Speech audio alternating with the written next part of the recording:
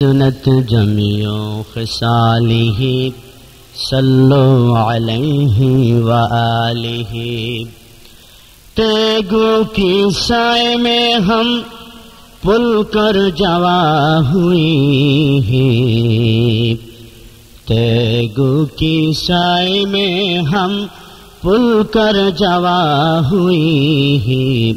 खंजर है ललका कौमी निशा हमारा बलगल उला बिकमालिही कशफद्दुजा बिजमालिही हसनत जमियो खिसालिही सल्लो अलैहि व आलिही। जारी साराई द्विखंडित आसमानेर पूर्ण शशि, আগমনে যার রমের প্রাসাদ আস্তে পড়িল ধসি। বালাগাল উলা বিকামালিহি কাশাফাদ্দুজা বিজামালিহি হাসনাত জামিউ খিসালিহি সাল্লু আলাইহি ওয়া আলিহি।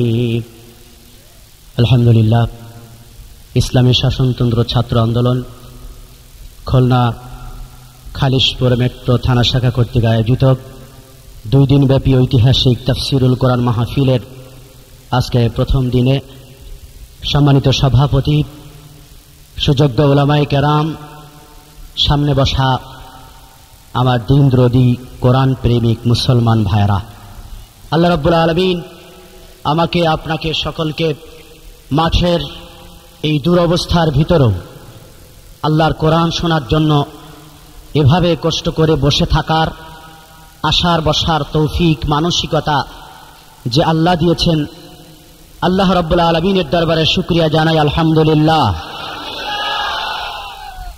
যে সময়ে গোটা বিশ্বে এমনকি বাংলাদেশেও যে গ্রন্থের তাফসীর করার জন্য আমরা বসেছি, যে গ্রন্থ থেকে 2টি কথা বলার জন্য এই প্রচেষ্টায় আয়োজন, এই কোরআনুল কারীমকে ধূলিসাৎ করার জন্য, তার অগ্রযাত্রাকে মাটির সাথে মিশিয়ে দেওয়ার জন্য আজকে বিশাল একটি গোষ্ঠী রাত দিন 24 ঘন্টা তারা অপচেষ্টা করছে, ব্যর্থ চেষ্টা করছে। আমি ব্যর্থ চেষ্টা এই জন্য বললাম, পাহাড়ের সাথে মাথা ঠুকলে মাথা রক্তাক্ত হয়, মাথা ক্ষত বিক্ষত হয়, পাহাড়ের কিছুই হয় না। তো সেজন্য মুসলমানদের এই কথা মনে রাখা দরকার। সাথে সাথে যারা কোরআনে কারীমের এই অগ্রযাত্রা, এই মিশনকে যারা থামিয়ে দেওয়ার এই অপচেষ্টা, অপতৎপরতায় যারা লিপ্ত, তাদেরও মনে রাখা দরকার নিজেরাই ক্ষতিগ্রস্ত হবেন, নিজেরাই ক্ষত বিক্ষত হবেন, আল্লাহর কোরআনের বিন্দু মাত্র ক্ষতি হবে না।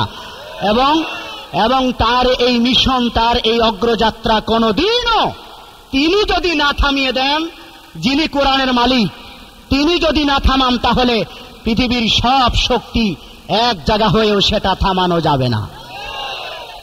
ভাইরা আমার, কোরআনের পাকে রব্বুল আলামিন যেমনি ভাবে এই কোরআনের কোনো সন্দেহ নাই সে ব্যাপারে দ্ব্যর্থহীন ভাষায় বলেছেন, একইভাবে এই কোরআনের ভিতরে তোমাদের সকল সমস্যার সমাধান, তোমাদের সকল পাওয়া না পাওয়ার সবকিছু এই কোরআনের ভিতরেই লিপিবদ্ধ আছে, সেটাও আল্লাহ বলেছেন। তো আল্লাহর প্রথম কথাটা যদি আমরা বিশ্বাস করি যে কোরআনের মধ্যে কোনো ভুল নাই, সন্দেহ নাই, তাহলে পরবর্তী কথাগুলাও বিশ্বাস করা দরকার এবং পরবর্তী কথাগুলা ওভাবেই মেনে নেওয়া দরকার। যেহেতু এটা সত্য, যেহেতু এর মাঝে কোনো সন্দেহ নাই, সুতরাং বাকি বিষয়গুলা সন্দেহাতীত ভাবে, দ্বিধা সংকোচহীন ভাবে কোরআনে কারীমকে নিজের জীবনের সাথে অতপ্রতভাবে জড়ায়ে নেওয়াটাই হলো বুদ্ধিমানের কাজ হবে। আমি কোরআনুল কারীমের সূরা তাওবার 111 নম্বর আয়াত তেলাওয়াত করেছি। এই আয়াত হলো কোরআন শরীফের শত শত জিহাদের আয়াত আছে।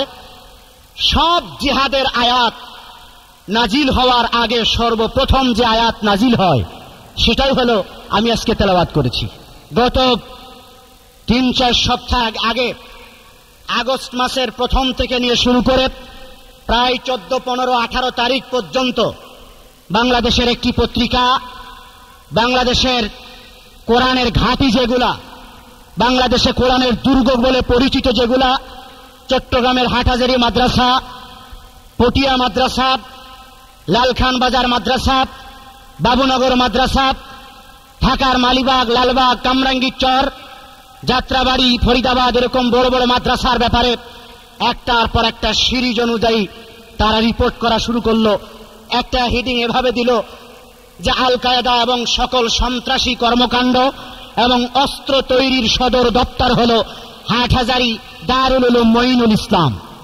আর একদিন হেডিং করল যে সকল উগ্রবাদী জঙ্গিবাদীদের ট্রেনিং ক্যাম্প হল আল জামিয়াতুল ইসলামিয়া পটিয়া। এইভাবে করে এই কোরআন হাদিসের দুর্গ, এই আরবি বিশ্ববিদ্যালয়গুলোর ব্যাপারে একটি পত্রিকা পরিকল্পিতভাবে প্রত্যেক দিন নিউজ করতে শুরু করল। এরপরেই ঘটে গেল আরেকটি তুল কালাম কাণ্ড, যেটা আপনারাও পেপার পত্রিকায় দেখেছেন, টের পেয়েছেন কিছুটা। এবং ওই বোমা হামলাকে, 21শে আগস্টের বোমা হামলাকে কেন্দ্র করে এরকম আরেকটি সুপরিকল্পিত ষড়যন্ত্র পেপার পত্রিকায় বিবৃতির মাধ্যমে আমরা শুনেছি, আমরা জেনেছি। তারপরে আরো ইদানিং লেটেস্ট যেই ঘটনা, সেটা হলো ওই হাটহাজারী মাদ্রাসাতে যে আমেরিকা ইরাকের রক্তে তাদের হাত লাল, যে আমেরিকা ফিলিস্তিনের মুসলমানদের রক্তে তাদের হাত লাল, যে আমেরিকা আফগানিস্তানের মা বোনদের রক্তে তাদের হাত লাল, সেই আমেরিকার একটি প্রতিনিধি দল হাটহাজারী মাদ্রাসা পর্যন্ত তারা যাওয়ার দুঃসাহস দেখিয়েছে। আসলেই সেখানে অস্ত্র ট্রেনিং এর ক্যাম্প আছে কিনা? আমরা ঢাকায় বলেছি, বাংলাদেশের গোয়েন্দা সংস্থা আমাদের টাকায় চাকরি করে, বাংলাদেশের গোয়েন্দা সংস্থা বাংলাদেশের টাকায় তারা চাকরি করে, খায়, দায়, ঘুমায়, তাদের বেতন দেওয়া হয়। বাংলাদেশের কোথায় জঙ্গিবাদী, উগ্রবাদী, সন্ত্রাসী কার্যকলাপ হয়, এটা বাংলাদেশের গোয়েন্দা সংস্থাই যথেষ্ট। আমরা চাই না বিদেশি ভাড়াটিয়া যারা আমেরিকার টুইন টাওয়ারে হামলা হওয়ার পরে আমেরিকার FBI যেই সংস্থা, যে গোয়েন্দা সংস্থা, তারা নিজের টুইন টাওয়ারে হামলা হওয়ার পরে আজ পর্যন্ত তার কোন রিপোর্ট তারা খুঁজে বের করতে পারে নাই। সুতরাং এই ব্যর্থ গোয়েন্দাদের দ্বারা আদৌ কোনদিন বাংলাদেশের কোন বিষয় উদ্ঘাটন হবে, এটা আমরা বিশ্বাস করি না, জনগণও বিশ্বাস করে না। এতটুকু সম্ভবত হবে, ওনারা একটু ঘুরে আসার পরে বলবে এখানে মৌলবাদের গন্ধ পাওয়া যায়। বোমা হামলার রিপোর্টের ব্যাপারে ইন্টারপোলকে ডাকা হয়েছে তদন্তের জন্য, আন্তর্জাতিক একটি গোয়েন্দা সংস্থা। আমরা তাকে ওয়েলকাম জানিয়েছি, স্বাগত জানিয়েছি, কিন্তু উড়ে এসে জুড়ে বসার মতো 2-3 দিন পরে সরকারি অনুমোদন নাই, বাংলাদেশ জানে না, কেউ জানে না। FBI আমেরিকার গোয়েন্দা সংস্থা বাংলাদেশে উড়ে এসে জুড়ে বসলেন, ওনারা তদন্ত করবেন বাই ফোর্স। এই জাতীয় অবস্থাগুলো আমাদেরকে চরমভাবে ভাবিয়ে তুলেছে। বাংলাদেশের অবস্থা খুব যে করুণ, তা সম্ভবত ভাবতে আর কষ্ট হচ্ছে না। সুতরাং মুসলমানদেরকে সিদ্ধান্ত নিতে হবে, এই কোরআনুল কারীমকে মূলত যে টার্গেট, আরো 250 বছর আগে ব্রিটিশ পার্লামেন্টে একজন পার্লামেন্টিয়ান কোরআনুল কারীমকে এভাবে হাতে ধরে স্পিকারকে লক্ষ্য করে বলেছিল, স্যার, এই কিতাবটা হলো মুসলমানদের মূল শক্তি, সুতরাং মুসলমানদেরকে যদি বিশ্ব থেকে পরাজিত করতে হয় তাহলে এই কিতাব থেকে তাদেরকে দূরে সরিয়ে রাখতে হবে। সেই পরিকল্পনা আজও তারা বাস্তবায়ন করে চলেছে, আজও তারা মাথার ঘাম পায়ে ফেলে, আজও তারা আপ্রাণ চেষ্টা করছে যেন কোরআনুল কারীমের এই ফোকাস, কোরআনুল কারীমের এই জ্যোতি, এই নূর যেন বিকাশ না হতে পারে, বাইরে যেন বিচ্ছুরিত না হতে পারে। সেজন্য তারা প্রতিদিন দিনের পর দিন আপ্রাণ চেষ্টা চালিয়ে যাচ্ছে। পারবে? মুসলমানেরা বলেন পারবে? সম্ভব না। ভাইরা আমার, এটা সেই কোরআন, আল্লাহ রাব্বুল আলামিন যা বলেছেন, এই কোরআন আমি নাজিল করেছি, আর এই কোরআনের হেফাজতের দায়িত্ব আমি আল্লাহর হাতে নিয়েছি। ইন্না নাহনু নাযালনা যিকরা ওয়া ইন্না লাহু লাহাফিজুন। আল্লাহ রাব্বুল আলামিন বলেন, এই কোরআন নাজিল করেছি আমি গোটা বিশ্বের মুক্তির জন্য, অবহেলিত, নিষ্পেষিত, নির্যাতিত সকল মানুষকে মুক্তি দেওয়ার জন্য, অন্ধকার থেকে আলোর পথে মানুষকে আনার জন্য আমি কোরআনুল কারীম তোমাদের দরবারে দিলাম। পৃথিবীর মানুষের কাছে কোরআনুল কারীম আমি পাঠিয়েছি, আমি নাজিল করেছি। আর কোরআনের হেফাজতের দায়িত্ব আমি আল্লাহ আমার নিজের হাতে রেখে দিয়েছি। সুতরাং পৃথিবীর সব হাফেজে কোরআন যদি চেষ্টা করে যে আমরা কোরআন শরীফ আজ থেকে ভুলে যাব, আর কোরআন তেলাওয়াত হবে না, সবাই যদি হরতাল করে, অসহযোগ আন্দোলন করে, তারপরেও কি সম্ভব কোরআন থাকবে না থাকবে না? আরো জোরে বলতে হবে, থাকবে না থাকবে না? সমস্ত আলেমেরা মিলেও যদি চিন্তা করে কোরআনুল কারীমকে পরিবর্তন করা হবে, অনেক সময় আমাদের স্বার্থ হাসিলের ক্ষেত্রে কোরআন শরীফ ডিস্টার্ব করে। সুতরাং কোরআনের কিছু আয়াত আমরা পরিবর্তন করব, কিছু ফতোয়া আমরা পরিবর্তন করব, সেটা সব আলেম মিলে চেষ্টা করলেও সম্ভব নয়। কারণ এটার হেফাজতের দায়িত্ব স্বয়ং আল্লাহ রাব্বুল আলামিন নিজের হাতে রেখে দিয়েছেন। চিৎকার করে বলুন সুবহানাল্লাহ। সুতরাং আমাদের চিন্তার কোনো দরকার নেই।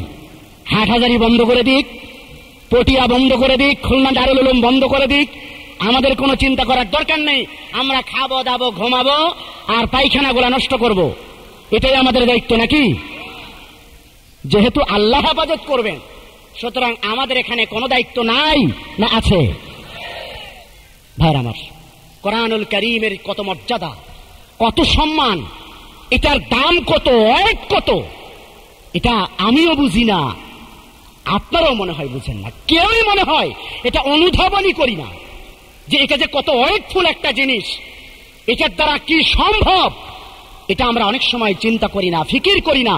অনুধাবন না করার কারণে এই জিনিসটার প্রতি এই গুরুত্বটা আমাদের ওভাবে আসে না যে আমার জীবনের চেয়ে হলেও এই জিনিসটাকে হেফাজত করা দরকার এবং এই জিনিসটাকে আমার সাথে রাখা দরকার। এই জিনিস সাথে রাখতে গিয়ে, কোরআন সাথে রাখতে গিয়ে যদি স্ত্রী চলে যায়, যাক, যদি সন্তান চলে যায়, পৃথিবী একদিকে চলে যায়, সকল পরাশক্তি যদি একদিকে দাঁড়িয়ে বন্দুকের নাল উঁচু করে থাকে, তারপরেও আমার বিশ্বাস হলো আমি কোরআন ছাড়ব না, কোরআনকে আমার সাথী করে রাখতে চাই। এই অনুধাবন, এই চিন্তা, এই সচেতনতা, এই মানসিকতা থাকা দরকার ছিল মুসলমানের।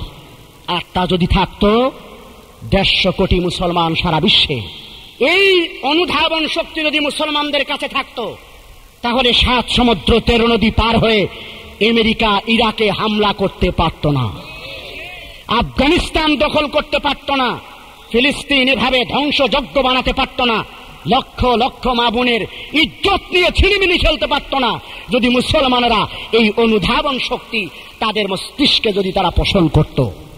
একটু জিকির করেন লা ইলাহা ইল্লাল্লাহ।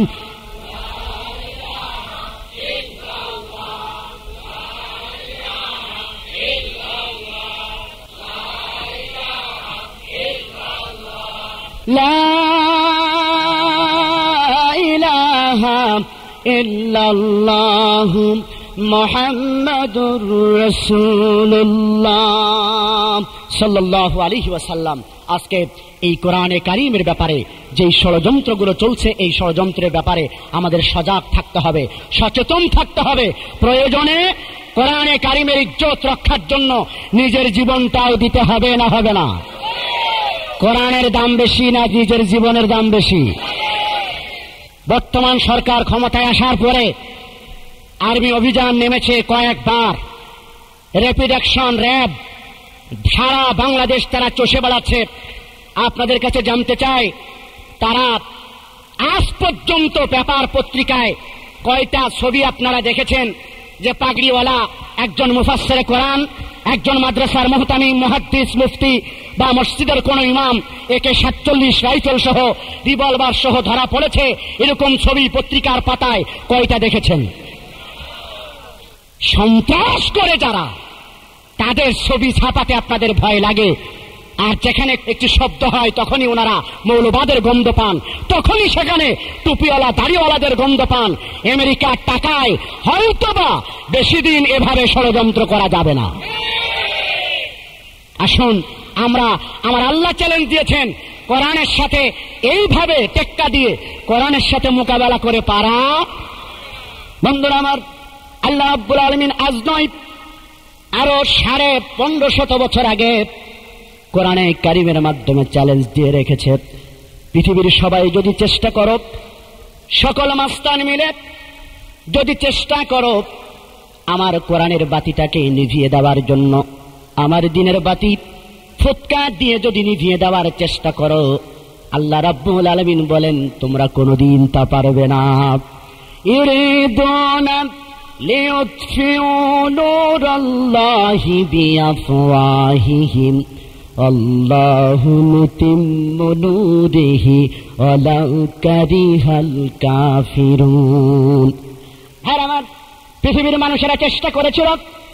আমি এখনকার যুগের ষড়যন্ত্রকারীদেরকে ইতিহাসের দিকে তাকাতে বলব, হযরত মুসাকে পৃথিবীতে আসতে দেওয়া হবে না। মুসা এসেছে না আসে নাই? ইব্রাহিমকে পৃথিবীতে আসতে দেওয়া হবে না। সকল স্ত্রীর গর্ভগুলাকে সিল করে দেওয়া হলো। যত সন্তান গর্ভপাত করবে সবগুলোকে হত্যা করা হবে। কোন স্বামী তার স্ত্রীর কাছে যেতে পারবে না। হরতাল ডাকা হলো, অসহযোগ আন্দোলন করা হলো। কোন স্ত্রী তার স্বামীর সাথে যেন মেলামেশা না করতে পারে তারও পাহারার ব্যবস্থা করা হয়েছিল।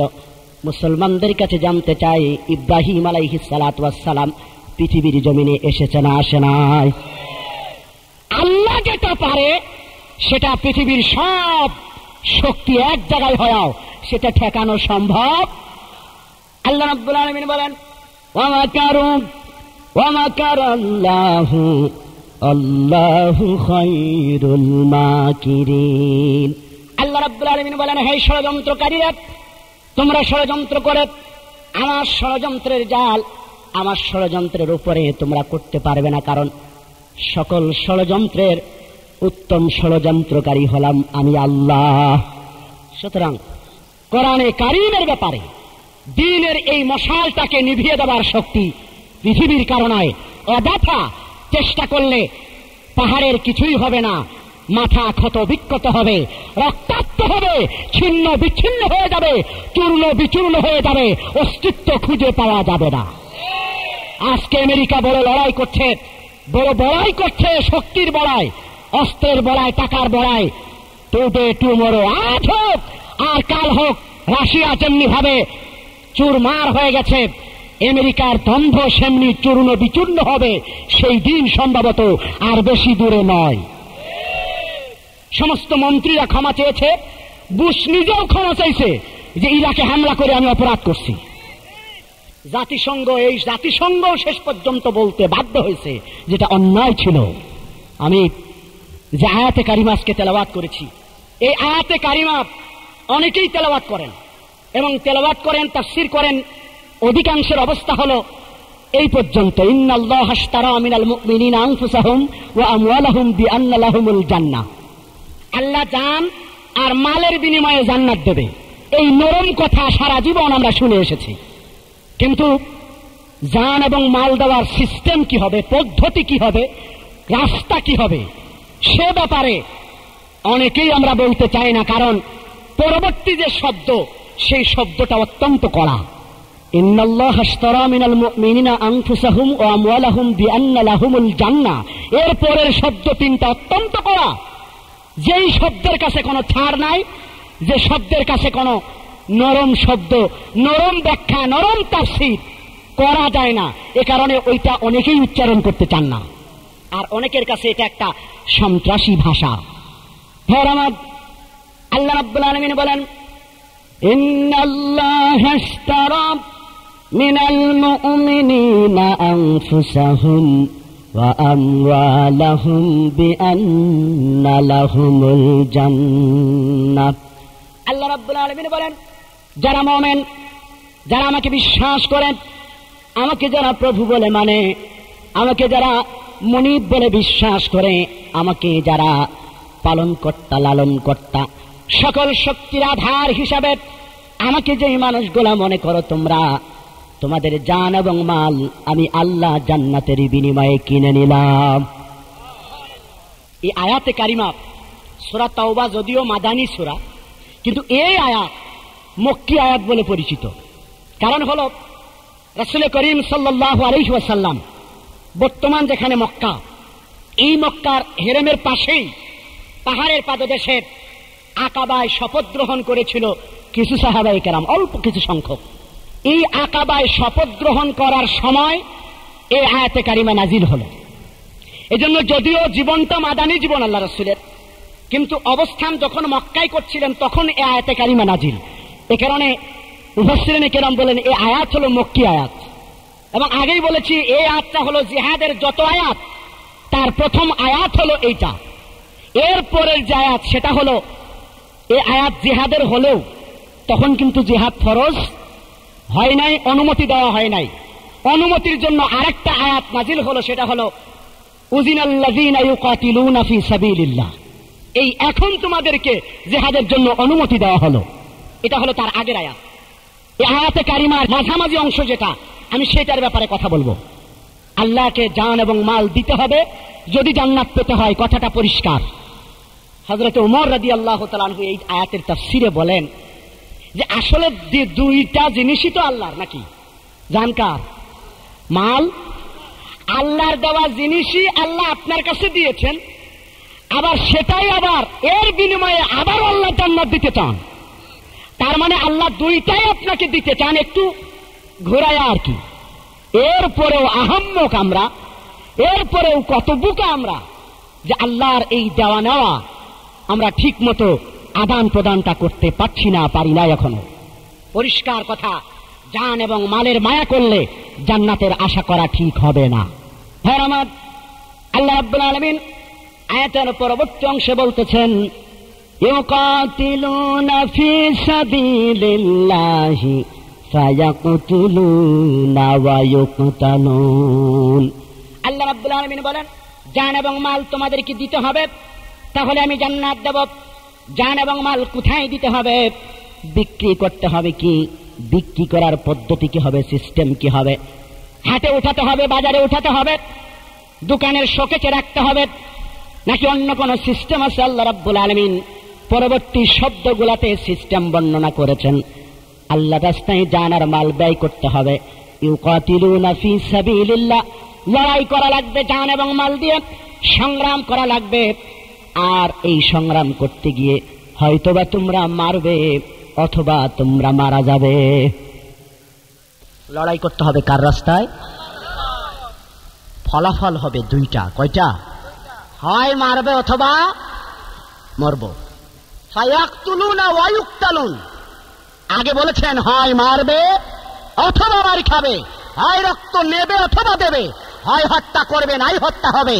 এই দুইটা পথ ছাড়া ভিন্ন কোনো পথ মুসলমানদের সামনে খোলা নাই।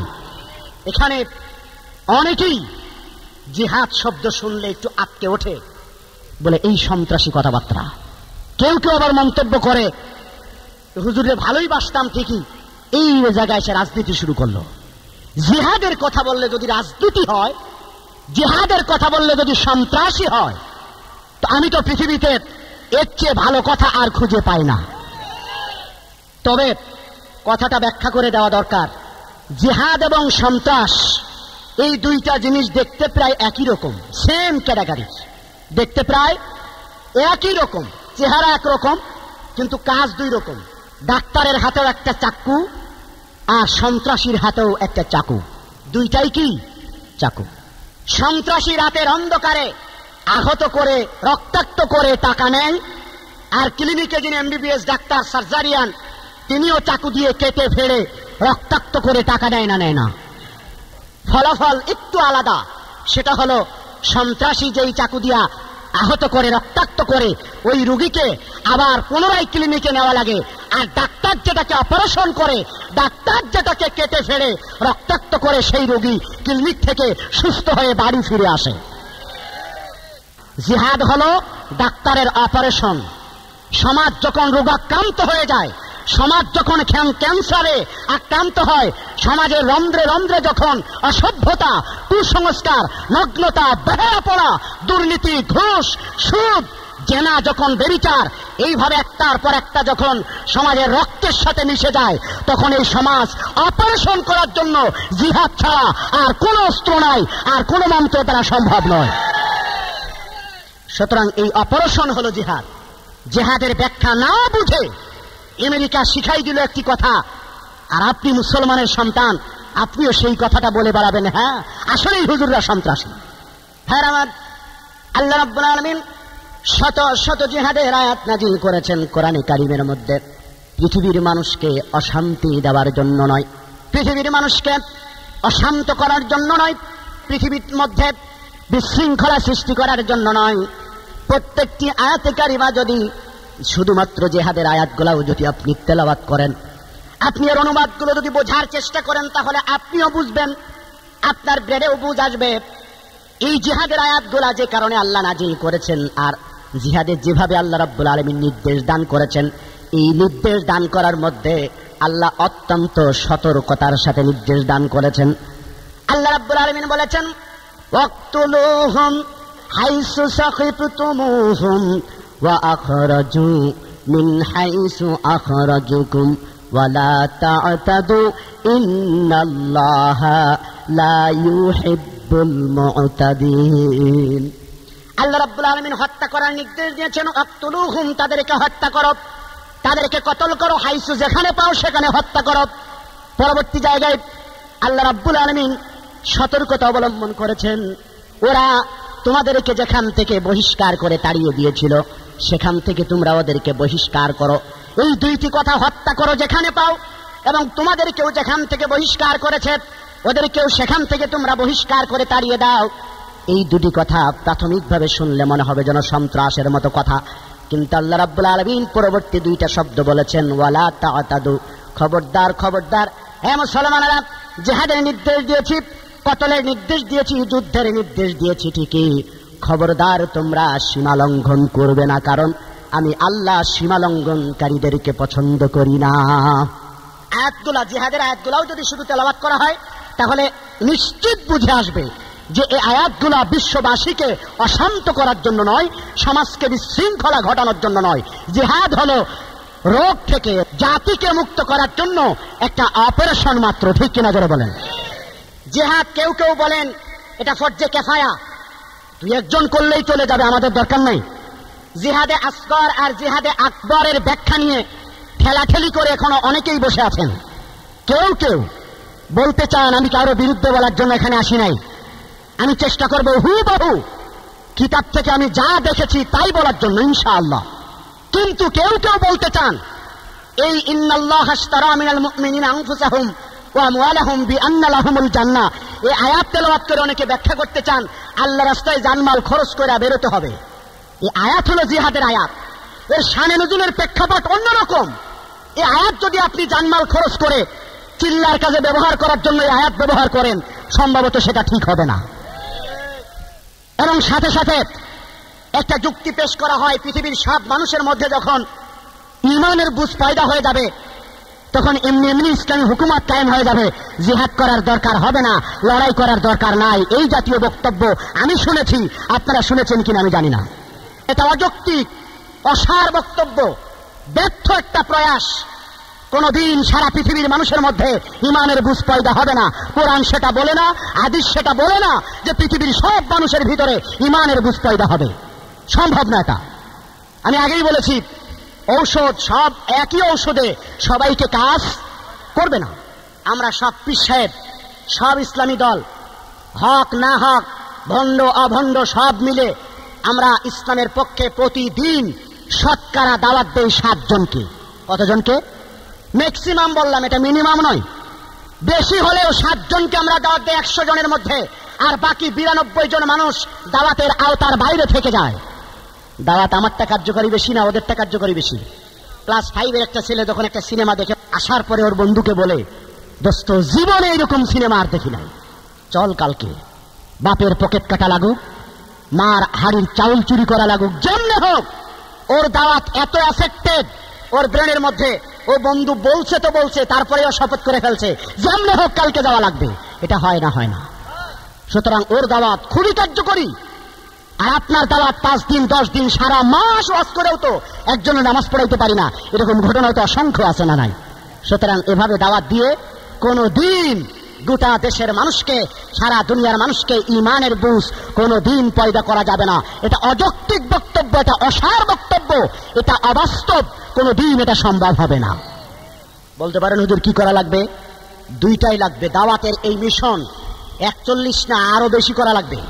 আরো তীব্র বেগে দাওয়াতের মিশন চালাতে হবে। সাথে সাথে আর এক হাত দিয়া যেখান থেকে অন্যায় হয়, অত্যাচার হয়, যেখান থেকে বেঈমানির দাওয়াত পায়, আল্লাহর নাফরমানির দাওয়াত পায়, জেনার দাওয়াত পায়, ওই জেনার আড্ডাগুলা, নাফরমানির আড্ডাগুলা আর এক হাত দিয়া আঘাত করে বন্ধ করার চেষ্টা করতে হবে।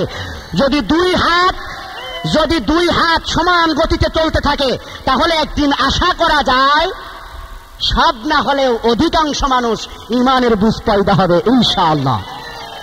হ্যাঁ আমার, আসুন আদৌ জিহাদের প্রয়োজন আছে কিনা। অনেকে মনে করেন আমরা যে জিহাদের কথা বলছি এটা জিহাদে আসগর, ছোট জিহাদ, আর নফসের সাথে জিহাদ করা হলো বড় জিহাদ। আমি জিহাদে আসগর আকবরের ব্যাখ্যায় যাব না। তবে আমার একটি কথা মনে পড়ছে, ভারতের একজন খুব বুজুর্গ লেখক, উনি একটা বইয়ের মাঝে লিখতে লিখতে এক পর্যায়ে গিয়ে বলছে, আমাদের মুসলিম মা বোনের গর্ভে খ্রিস্টানদের সন্তান ঢুকে পড়েছে, তাদের ধর্ষণের কারণে আমার মাদের গর্ভে আজকে ইহুদি খ্রিস্টানদের সন্তান, শিখদের সন্তান, বিধর্মীদের সন্তান আজকে আমাদের মা বোনদের গর্ভে, ওরা কাঁদতেছে, ওরা হাহাকার করতেছে অত্যাচারে অত্যাচারিত হয়ে, আর আমরা সেখানে ওর সামনে গিয়ে বলছি, সরি আপা, মা, ফরজে কেফায়া। জিহাদ কি? ফরজে কেফায়া। সরি, আমরা জিহাদ করতে পারলাম না, আপনাকে ঠেকাতে পারলাম না, আপনার এই অন্যায়ের প্রতিবাদ আমরা করতে পারলাম না, কারণ জিহাদ হলো ফরজে কেফায়া। ওনার এই বক্তব্যটা আজকে আমার মনে পড়তেছে। ভাই আমার, জিহাদ সংক্রান্ত আমি বলেছি শত শত আয়াত কোরআনে কারিমের মধ্যে আল্লাহ রাব্বুল আলামিন ইরশাদ করেছেন। সব আয়াতের ব্যাখ্যা এখানে দেওয়া যাবে না। আমি শুধু এতটুকু কথা বলতে চাই, নামাজ যেমনি ফরজ, যেভাবে নামাজকে ফরজ করা হয়েছে একইভাবে আল্লাহ রাব্বুল আলামিন জিহাদকেও কার্যক্ষেত্রে বুঝে কোন কোন সময় ওভাবে আল্লাহ ফরজ করে দিয়েছেন। ঠিক কিনা ধরে বলেন? ভাই আমার, আল্লাহ রাব্বুল আলামিন যেই কোরআনে কারিমের মধ্যে নামাজকে ফরজ করে দিয়েছেন, আকিমুস সালাত ওয়া আতুজ যাকাত, যাকাত ফরজ করেছেন, ঈমানকে ফরজ করে দিয়েছেন, আল্লাহর প্রতি ঈমান আনা ফরজ করেছেন, কিতাবের প্রতি ঈমান আনা ফরজ করেছেন। আল্লাহ রাব্বুল আলামিন ওই কোরআনের মধ্যে, ওই কিতাবের মধ্যেই বলেছেন, কুতিবা আলাইকুমুল কিতাল ওয়া হুয়া কুরহুন লাকুম আসা আন তাকরাহু শাইআন ওয়া হুয়া খায়রুল লাকুম ওয়া আসা আন তুহিব্বু শাইআন ওয়া হুয়া শাররুল লাকুম। আল্লাহ রাব্বুল আলামিন বলেন, যেমনি ভাবে সামনে রমজান আসতেছে, একইভাবে রমজানকে ফরজ করা হয়েছে একই শব্দের দ্বারা, ইয়া আইয়ুহাল্লাযীনা আমানু কুতিবা আলাইকুমুস সিয়াম, কুতিবা আলাইকুমুস সিয়াম, তোমাদের উপরে রমজানকে আমি ফরজ করে দিলাম। একই শব্দের দ্বারা, একই আল্লাহ একই কোরআনের ভিতরে বলেছেন, কুতিবা আলাইকুমুল কিতাল, আমি আল্লাহ তোমাদের উপরে কিতালকে ফরজ করে দিলাম, যুদ্ধকে ফরজ করে দিলাম, জিহাদকে ফরজ করে দিলাম। ওহুয়া কুরহুল লাকুম, যদিও তোমরা এটাকে অপছন্দ করো, যদিও তোমরা এটাকে অপছন্দ করো, তারপরেও কি করলাম? কিতালকে, যুদ্ধকে আমি তোমাদের উপরে ফরজ করে দিলাম। চিৎকার করে বলেন সুবহানাল্লাহ। জিহাদ মুসলমানদের জন্য নিয়ামত। মুসলমানদের জন্য কি?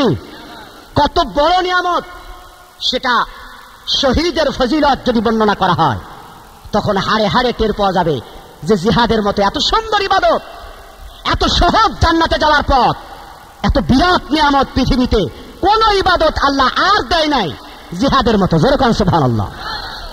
ভাইরা আমার, আল্লাহ রাব্বুল আলামিন আয়াতের মধ্যে বলেন, আসা আন তাকরাহু শাইআন ওয়া হুয়া খায়রুল লাকুম, বান্দা তুমি যেটাকে অপছন্দ করতেছো, খারাপ মনে করতেছো, হতে পারে আমি আল্লাহ ওটাই তোমার জন্য, ওটার মধ্যে আমি মঙ্গল রেখে দিয়েছি। তুমি যেটাকে আজকে অপছন্দ করতেছো সেটার মধ্যেই আমি আল্লাহ সন্তুষ্টি রেখেছি, মঙ্গল রেখেছি। আসা আন তুহিব্বু শাইআন ওয়া হুয়া শাররুল লাকুম, আল্লাহ রাব্বুল আলামিন বলেন, আর তুমি যেটাকে ভালোবাসতেছো, জীবনের মায়া করতেছো, তোমার স্ত্রীর মায়া করতেছো, যেটাকে তুমি ভালোবাসতেছো, হতে পারে এই ভালোবাসা তুমি যেটাকে পছন্দ করতেছো এইটা আমি আল্লাহর কাছে অপছন্দ এবং তোমার জন্য সেটা অমঙ্গলজনক। বন্ধুরা আমার, আল্লাহ রাব্বুল আলামিন বলেন, ইয়া আইয়ুহাল্লাযীনা আমানু হাল আদুল্লুকুম আলা তিজারাতিন তুনজিকুম মিন আযাবিন আলীম। আল্লাহ রাব্বুল আলামিন বলেন, হে মুমিনেরা, আমার বিশ্বাসী বান্দারা যারা আযাব থেকে মুক্তি পেতে চাও, জাহান্নামের আগুনকে যারা ভয় করো, কবরের মধ্যে 99টা সাপের কামড়কে যারা ভয় করো, জাহান্নামের পরতে পরতে আযাবের যে লেলিহান শিখা বর্ণনা করা হয়েছে, ওই আযাবকে যারা ভয় করো, আযাব থেকে যারা বাঁচতে চাও, আল্লাহ রাব্বুল আলামিন বলেন, আযাব থেকে বাঁচার জন্য আমি আল্লাহ এমন একটি ব্যবসার কথা কি তোমাদের বলবো না, যেই ব্যবসা তোমাদেরকে আযাব থেকে বাঁচায় দেবে। পরবর্তীতে আল্লাহ রাব্বুল আলামিন ব্যবসার কথা বর্ণনা করেন, তুমিনুনা বিল্লাহি ওয়া রাসূলিহি ওয়া তুজাহিদুনা ফি সাবিলিল্লাহ। আল্লাহর প্রতি, আল্লাহ রাসূলের প্রতি ঈমান আনার পরে এই ব্যবসাটি হলো ওয়া তুজাহিদুনা ফি সাবিলিল্লাহ। আল্লাহর রাস্তায় সংগ্রাম করা লাগবে, আল্লাহর রাস্তায় জিহাদ করা লাগবে, আল্লাহ রাব্বুল আলামিনের রাস্তায় লড়াই করা লাগবে। একটু জিকির করি, লা ইলাহা ইল্লাল্লাহ, লা ইলাহা ইল্লাল্লাহ, লা ইলাহা ইল্লাল্লাহ, লা ইলাহা ইল্লাল্লাহ, লা ইলাহা, লা ইলাহা ইল্লাল্লাহু মুহাম্মাদুর রাসূলুল্লাহ সাল্লাল্লাহু আলাইহি ওয়াসাল্লাম। অনেকেই এই প্রয়োজনটাই অনুভব করেন না যে আদৌ জিহাদের দরকার আছে, এই কথা অনেকেই মনে করেন না। হ্যাঁ আমার আল্লাহ রাব্বুল আলামিন বলেন, কাতিলুহুম হাত্তা লা তাকুনা ফিতনাতুম ওয়া ইয়াকুনাদ-দীনু লিল্লাহ। আল্লাহ রাব্বুল আলামিন বলেন, অতক্ষণ তোমরা লড়াই চালিয়ে যাও, যুদ্ধ বিগ্রহ চালিয়ে যাও, সংঘর্ষ চালিয়ে যাও, যতক্ষণ পর্যন্ত আমি আল্লাহর জমিন থেকে ফিতনা ফাসাদ নির্মূল হয়ে না যায়। জিহাদ করা লাগবে না লাগবে না? যারা বলেন লাগবে না লাগবে না? এর আগের যে আয়াত আমি তেলাওয়াত করেছি যে হাল আদুল্লুকুম আলা তিজারাতিন তুনজিকুম মিন আযাবিন আলীম, আমি কি এমন ব্যবসার কথা বলবো না যে ব্যবসা তোমাদেরকে জাহান্নামের আগুন থেকে বাঁচায় দেবে? এই কথা কাদেরকে বলছে? ইয়া আইয়ুহাল্লাযীনা আমানু, মুমিনদেরকে এই কথা বলার অর্থ হলো ঈমান আনার পরেও জাহান্নামে যাবে, নামাজ পড়ার পরেও জাহান্নামে যাবে, মুমিন হওয়ার পরেও জাহান্নামে যাবে, যদি কিনা ওই ব্যবসাটা না করে। কথা বুঝে আসে নাই? যদি অন্যদেরকে বলতো তাহলে বুঝতাম যে অন্যদের কথা বলছেন, কিন্তু ঈমান আনার পরেও আল্লাহ ওই ব্যবসা না করলে জাহান্নাম থেকে মুক্তি পাবে না, এটাই ইঙ্গিত করেছেন। এই আয়াত দ্বারা সেটাই বোঝা যায়, ঠিক কিনা বলেন? এক, জিহাদের আদৌ প্রয়োজন আছে কিনা। 2 নম্বর বিষয় হলো অনেকের কথা যে এখনো জিহাদের সময় হয় নাই, বয়স 82 বছর। কত বয়স? 82 বছর। সে বলে এখনো জিহাদের সময় হয় নাই। আমার প্রশ্ন হলো জিহাদের সময় কখন হবে? ভাইরা আমার, আরেকটি প্রশ্ন আছে, সেটি হলো জিহাদ কার সাথে করব? যেদিকে তাকায় সব মুসলমান, বিরোধী দল মুসলমান, সরকারি দল মুসলমান, পাশে বসা মুসলমান, ডান পাশে বসা মুসলমান, সামনে পিছনে চাচা ভাতিজা বাপ সব মুসলমান। সুতরাং আমাদের জিহাদ কার সাথে? আল্লাহ রাসূল জিহাদ করেছে কাফেরদের সাথে। এই জাতীয় বক্তব্য আসে না আসে না? এই 2-3টি প্রশ্নের উপরে ব্যাখ্যা বিশ্লেষণ আগামীকাল ইনশাআল্লাহ আমি দেওয়ার চেষ্টা করব। আজকে শুধু এতটুকুই বোঝার চেষ্টা করি জিহাদের দরকার আছে না নাই। ভাইয়ের আমার, যেই বুজুর্গ, যেই পীর সাহেব, যে আলেম সাহেব এখনো জিহাদের কথা চিন্তা করতে পারেন না, এখনো যিনি জিহাদের কথা অনুধাবন করেন না, প্রয়োজন মনে করেন না, আমি আপনাকে একটু কিতাবের দিকে খেয়াল করতে বলবো, একটু ইতিহাসের দিকে তাকানোর জন্য অনুরোধ জানাবো। হযরত আবু বকরের মতো মানুষ, ভদ্র শান্ত, কোন ঝামেলার মধ্যে যিনি যায় না, এরকম একজন মুমিন, এরকম একজন মানুষ, একজন ব্যবসায়ী, তিনি জিহাদের ময়দানে গেছে না, যায় নাই। ওমরের মতো একজন বাদশাহ, প্রতাপশালী বাদশাহ, অর্ধজাহানের প্রেসিডেন্ট যিনি, তিনাকে আমরা জিহাদের ময়দানে দেখেছি না দেখি নাই। হযরত উসমানের মতো একজন লাজুক মানুষ, তিনাকে আমরা জিহাদের ময়দানে দেখলাম। হযরত আলীর মতো একজন আলেম, আল্লাহ রাসূল যার স্বীকৃতি দিয়েছে, আমি হলাম ইলমের একটা ঘর, আর সেই ঘরে ঢুকার দরজা হলো আমার আলী। এই আলীর মতো একজন বড় আলেম, তিনি জিহাদের ময়দানে লড়াই করেছেন। হযরতে মুয়াবিয়ার মতো জ্ঞানী মানুষ, তিনাকে আমরা জিহাদের ময়দানে দেখলাম। হযরতে আব্দুল্লাহ ইবনে মাসউদের মতো একজন ফকিহ, তাকে আমরা জিহাদের ময়দানে দেখতে পেলাম। হযরতে মুআজ বিন জাবালের মতো একজন ফকিহকে আমরা জিহাদের ময়দানে দেখলাম। ইবনে আব্বাসের মতো বিশ্ববিখ্যাত মুফাসসিরে কোরআনকে আমরা জিহাদের ময়দানে দেখেছি। হযরতে খানসা ও খাওয়ালার মতো বোনদেরকে আমরা জিহাদের ময়দানে দেখেছি। হযরতে মুআজের মতো বাচ্চাদেরকে আমরা জিহাদ করতে দেখলাম। হুসাইনের মতো যুবককে আমরা জিহাদ করতে দেখলাম, শাহাদাত বরণ করতে শুনলাম। হযরতে উবাই ইবনে কাবের মতো যুগশ্রেষ্ঠ কারীকে আমরা জিহাদের ময়দানে দেখলাম। হযরতে ইবনে জামুহের মতো পঙ্গু ব্যক্তিকে খুঁড়ায়া খুঁড়ায়া জিহাদের ময়দানে আমরা লড়াই করতে দেখলাম। এরপরেও কি মুসলমান বলবে জিহাদের সময় হয় নাই, জিহাদে যাওয়ার কোনো দরকার নাই? যখন বলে সময় জিহাদের সময় হয় নাই, কাদের সাথে জিহাদ করবা মুসলমানেরা? প্রতিদিন পেপার পত্রিকার দিকে চোখ মেললে কি তোমার মনটা একটুও কেঁদে ওঠে না? তোমার চোখে কি পানি জমে না? বাপের সামনে মেয়েকে ধর্ষণ করা হচ্ছে, মেয়েকে বেঁধে রেখে মাকে ধর্ষণ করা হচ্ছে, যুবক ছেলেকে বেঁধে রেখে মাকে ধর্ষণ করা হচ্ছে, যুবক ভাইকে বেঁধে রেখে ভাইয়ের সামনে বোনের ইজ্জতকে চিরদিনের জন্য লুটে নেওয়া হচ্ছে। কয়েকদিন আগে পেপারের মধ্যে দেখলাম একজন বোন ঘর ছেড়ে বীরের বেশে জিহাদের ময়দানে বের হচ্ছে। সাংবাদিকরা জিজ্ঞেস করলো, বোন তুমি তো মহিলা মানুষ, তুমি কেন জিহাদের ময়দানে যাও? থমকে দাঁড়ালো, চোখ দিয়ে টপ টপ করে চোখের পানি পড়তেছে। বোন কাঁদো কাঁদো সরে বলতেছে, আমি বিশ্বাস করেছিলাম পৃথিবীতে মনে হয় আমাদের কোনো ভাই বেঁচে আছে, কিন্তু যখন আমার সামনে আমার মাকে ধর্ষণ করা হচ্ছিল, আমার সামনে যখন আমার ভাবিকে ধর্ষণ করা হচ্ছে, আবার সামনে যখন আমার ছোট্ট বোনটাকে ধর্ষণ করা হচ্ছিল, আমি শেষ পর্যন্ত চিন্তা করলাম গোটা বিশ্বে মনে হয় আমাদের কোনো ভাই বেঁচে নাই। কোন মুসলমান ভাই যদি বেঁচে থাকতো আজকে অবশ্যই আমাদেরকে ইজ্জত দিতে হতো না। সুতরাং আমি জিহাদের সিদ্ধান্ত গ্রহণ করেছি, যেহেতু কোনো ভাই আমার বেঁচে নাই, পৃথিবীতে কোনো মুসলমান ভাই আমাদের বেঁচে নাই, সুতরাং আমাকেই জিহাদ করতে হবে, আমাকেই লড়াই করতে হবে, অন্য কোনো পথ আমার সামনে খোলা নাই।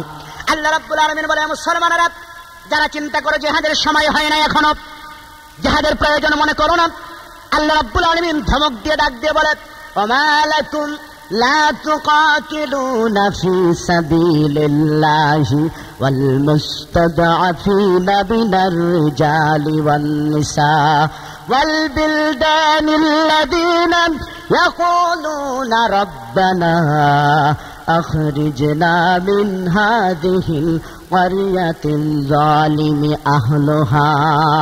আল্লাহ রাব্বুল আলামিন বলেন, ওমা লাকুম, কি হলো তোমাদের? অথচ তোমাদের সামনে কেন তোমরা জিহাদের ময়দানে ঝাঁপিয়ে পড়ো না? কেন তোমরা জিহাদের ময়দানে বের হও না?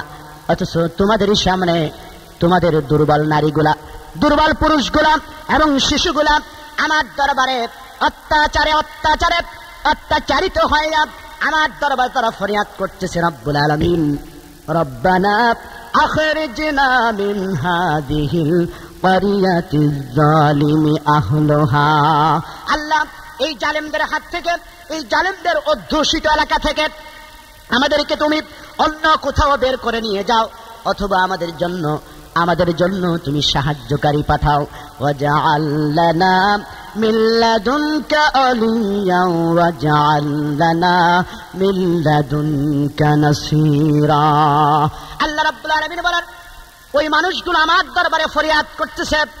আজকে যখন ইরাকের বুকে লক্ষ লক্ষ মা বোন ধর্ষিত হচ্ছে, বন্দীদের উপরে অমানসিক পাশবিক নির্যাতন যখন করা হয়, ও মুসলমান, তখন কি তোমার হৃদয় কাঁদে না? তোমার নবী, আমার নবী, তোমার রসুল, যেই রসুলের নাম শুনলে চিৎকার করে ওঠো, ইয়া নবী সালাম আলাইকা করে দাঁড়িয়ে যাও, চোখে পানি জমে যায়, মহব্বতের ঠেলায় থাকতে পারো না, মনের পর মন মিষ্টি যেই নবীর নামে বিলোপন করো, সেই নবী তো তোমাকে পরামর্শ দিয়েছে। গোটা বিশ্বের মুসলমান হলো একটা শরীরের মতো, কাজা সাদিন অহিদ, একটা শরীরের মতো মুসলমান, গোটা বিশ্বের মুসলমান একটা শরীরের মতো। তাহলে বুঝতে হবে ওই নবীর ফরমান অনুযায়ী, ওই নবীর কথা অনুযায়ী ইরাকের মা বোনেরা আঘাতপ্রাপ্ত হলে, আফগানিস্তানের মুসলমানরা আঘাত পেলে যদি তুমি ব্যথা না পাও, তুমি যদি অন্তর যদি না কাঁদে, তুমিও যদি আঘাতপ্রাপ্ত না হয়, বুঝবা তুমি মুসলমানের খাতায় নাই। তুমি যদি মুসলমানের খাতায় থাকতে অবশ্যই ইরাকে আঘাত পাওয়ার পরে তুমিও আঘাত পেতে। আলেম ওলামাদের কথা বলছিলাম, অনেক বুজুর্গদের কথা বলছিলাম, পীর সাহেবদের কথা বলছিলাম। জিহাদ যদি এখনো প্রয়োজন আছে এই কথা মনে না আসে, ইতিহাস আবারও তলাশ করুন, আবারও পড়ার চেষ্টা করুন। আব্দুল্লাহ ইবনে মুবারকের মতো বাংলাদেশে এত বড় মুহাদ্দিস এখনো জন্ম নেয় নাই। আব্দুল্লাহ ইবনে মুবারকের জীবনী এসেছে। হযরত আব্দুল্লাহ ইবনে মুবারকের যত ছাত্র ছিল, হাজার হাজার ছাত্র, দর্শের ভিতরে বিশেষ একটি সময় তিনি রাখতেন, যেই সময় জিহাদের জন্য তিনি ছাত্রদেরকে তালিম দিতেন, এবং প্রত্যেকটি ছাত্র শেষ পর্যন্ত কিতাব শেষ করার আগে মুজাহিদ তৈরি করে তিনি বিভিন্ন এলাকায় জিহাদের জন্য পাঠিয়ে দিতেন। হযরত আব্দুল্লাহ ইবনে মুবারকের একজন ছাত্র বলে, আমি রোম সম্রাটদের বিরুদ্ধে যুদ্ধ চলাকালীন অবস্থায় আমিও যুদ্ধে অংশগ্রহণ করেছিলাম। আমি দেখলাম মল্ল যুদ্ধ চলছে, কাফেরদের পক্ষ থেকে একজন আহ্বান জানালো, তোমাদের মধ্যে কে আছো এমন বীর আমাদের সাথে মোকাবেলা করবে, আমাদের সাথে লড়াই করবে। একজনকে আহ্বান করলো। আব্দুল্লাহ ইবনে মুবারকের ছাত্র বলে, আমি দেখলাম একজন ব্যক্তি কালো নেকাব পরা, মুখটা ঢাকায় কালো কাপড় দিয়ে, উনি তরবারি হাতে নিয়ে কাফেরের সামনে গিয়ে দাঁড়িয়ে গেল। আমি বিস্তারিত ঘটনা বলতে পারবো না। মুহূর্তের ভিতরে মল্ল যুদ্ধে কাফেরকে ধরাশায়ী করে ফেললো। উনি আবার দলে ফিরে আসলো। কাফেরদের ভিতর থেকে আরেকজন বীর আসলো। সে এসে আবারও আহ্বান জানালো, মুসলমান তোমাদের মধ্যে কে আছো যে আমার সাথে লড়াই করবে? আবারও দেখলাম ওই একই ব্যক্তি, সে হাত উঁচু করে সম্মতি জানালো। মুসলমান সেনাপতি তাকে অনুমতি দিল। কালো নেকাব পরা ব্যক্তিটা আবারও গিয়ে কাফেরকে ধরাশায়ী করলো। আবারও ফিরে আসলো। তৃতীয়বারও দেখলাম আরেকজন কাফেরকে ধরাশায়ী করে বিজয়ের বেশে যখন ফিরে আসলো, গোটা মুসলমানদের মধ্যে বিজয়ের উল্লাস যখন ফুটে উঠল, এক ব্যক্তি তিনজন কাফের বীরকে যখন ধরাশায়ী করলো, তখন আমরা ওই ব্যক্তিকে চেনার জন্য, দেখার জন্য আমরা কৌতূহল করলাম। আমি পিছন দিক থেকে তার কালো নেকাবটা টেনে খুলে ফেললাম। দেখলাম এই ব্যক্তি আর কেউ নয়, ইনি তো সেই ব্যক্তি যিনি আমাদেরকে জিহাদের তালিম দিতেন।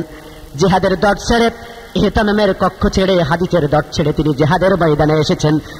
তিনবার যিনি একজন 2-3 জন কাফেরকে যিনি ধরাশায়ী করেছেন, ইনি হলেন সেই আব্দুল্লাহ ইবনে মুবারক। এত বড় মুহাদ্দিস, তারা জিহাদের ময়দানে যেতে পারে। আজকে আমরা দর্শের ধোয়া তুলে, আজকে আমরা ইহতিমামের ধোয়া তুলে, আজকে আমরা মাদ্রাসার স্বার্থের কথা চিন্তা করে অনেক ফাসেক ফুজ্জারের তুষাবাদী করছি, তাদের গোলামি করছি, অনেক এমপি মন্ত্রীদের গোলামি করছি। তাদের বিরুদ্ধে কথা বলার সময় আমাদের ঠোঁট কাঁপে, আমাদের জিহ্বা কাঁপে। সম্ভবত এই আলেমদের মাদ্রাসার স্বার্থ হোক আর যে কোনো কারণেই হোক, কিয়ামতের ময়দানে আল্লাহর দরবারে জবাবদিহি করতে হবে, কোনো সন্দেহ নাই। আজকে সময় এসেছে আমেরিকার বিরুদ্ধে কথা বলার, আজকে সময় এসেছে ইহুদের বিরুদ্ধে কথা বলার, আজকে সময় এসেছে কোরআন বাঁচানোর, মাদ্রাসা বাঁচানোর। তার মানে এই নয় যে ফাসেক ফুজ্জারদের তাবেদারি করতে হবে, টাকার তাবেদারি করতে হবে। 5,000 টাকা চাঁদা দেয় বলে তার বাড়ি গিয়ে একজন আলেম বসে থাকবে, সে যা বলে তাই শুনবে, এটা আলেমের খাসলাত হতে পারে না। সম্ভবত আমার মন্তব্যের কথা আমি বলছি, এই খাসলাত যদি আলেমদের ভিতরে না থাকতো, বাংলাদেশে আর আলেম দরকার নাই, আর মাদ্রাসা দরকার নাই। যা আছে 13.5 লক্ষ আলেম আছে বাংলাদেশে, প্রায় 30 লক্ষের উপরে তালেবে এলেম আছে। এই 13.5 লক্ষ আর ওই 30 লক্ষ তালেবে এলেম, বাংলাদেশে মসজিদ মুয়াজ্জিন দিয়া প্রায় 50 লক্ষ হাতে গোনা আল্লাহর নবীজির সৈনিক হবে। এই 50 লক্ষ যদি 10 জন ছাড়ে, কোথায় এদেশে অন্যান্য রাজনৈতিক দল, আর কোথায় এদেশে নাস্তিক, মুরতাদ, হুমায়ুন আজাদ আর কবি শামসুর রহমান আর এই জাতীয় যা আছে, এটা ফেনার মতো ভেসে যেতে বাধ্য। 13.5 লক্ষ আলেমের দেশে বসে এই জাতীয় কথা বলে, আর উলামায়ে কেরাম বলে জিহাদে আসগর আকবরের ব্যাখ্যা নিয়ে এখনো পড়ে আছে, ফরজে কিফায়া, ফরজে আইনের ব্যাখ্যা নিয়ে এখনো পড়ে আছে। এখন পর্যন্ত তারা জিহাদের সময় হয়েছে না হয় নাই, জিহাদ কার সাথে করব, এটা নিয়ে তারা বিতর্কে লিপ্ত। সম্ভবত এই অবস্থা চলতে থাকলে সেদিন আর বেশি দূরে নয় যেদিন বাংলাদেশকে ইরাকের ভাগ্য বরণ করতে হবে, সেদিন আর বেশি দূরে নয় যেদিন বাংলাদেশকে আফগানিস্তানের ভাগ্য বরণ করতে হবে, সেদিন বেশি দূরে নয় যেদিন বাংলাদেশকে ফিলিস্তিনের মতো অসংখ্য মানুষকে প্রতিদিন রক্ত দিতে হবে, জীবন দিতে হবে। আজকে কোরআনের বিরুদ্ধে, সংস্কৃতির বিরুদ্ধে, টোটাল তাহজিব তামাদ্দুনের বিরুদ্ধে যে ষড়যন্ত্র চলছে, এই ষড়যন্ত্রের বিরুদ্ধে আসুন আমরা ঐক্যবদ্ধ হই। আগামীকাল ইনশাআল্লাহ যে 3টি পয়েন্টের কথা বলছি, আমরা কাদের সাথে জিহাদ করব এবং জিহাদের ফলাফল কি হবে। আল্লাহ বলে দিয়েছেন, ইউকাতিলুনা ফি সাবিলিল্লাহি ফায়াকতুলুনা ওয়া ইউকতালুন। এই জিহাদের ফলাফল এবং কাদের সাথে আমাদের জিহাদ হবে, আগামীকাল এই দুটি বিষয়ের উপরে কথা বলেই শেষ করবে বলে আমার ইচ্ছা। আল্লাহ রাব্বুল আলামিন যদি আমাদেরকে তৌফিক দান করেন। আল্লাহ জিহাদ করতে বলেছেন জানমাল দুইটা দিয়া। এই প্রোগ্রামটা করেছে ইসলামী শাসনতন্ত্র ছাত্র আন্দোলন। ইসলামী শাসনতন্ত্র ছাত্র আন্দোলন এই প্রোগ্রামের আয়োজন করেছে নিছক ছাত্ররা। ওদের জন্য আমরা দোয়া করব না করব না? ওদের জন্য আমরা দোয়া করব এবং ওরা যেন প্রতি বছর বাংলাদেশের বড় বড় আলেমদেরকে নিয়ে এসে এরকম বড় বড় তাফসীরের ব্যবস্থা করতে পারে। আল্লাহ রাব্বুল আলামিন ওদের তৌফিক দিক। জোরে বলেন আমিন, আরো জোরে বলেন আমিন। সুপ্রিয় শ্রোতা, অ্যালবামটির ব্যবস্থাপনায় ছিলেন মোস্তফা কামাল, ধারা বর্ণনায় ছিলাম আমি শাহ ইফতেখার তারিক, প্রযোজনা ও পরিবেশনা করেছে প্রত্যয় প্রোডাক্টস, পুরানা পল্টন,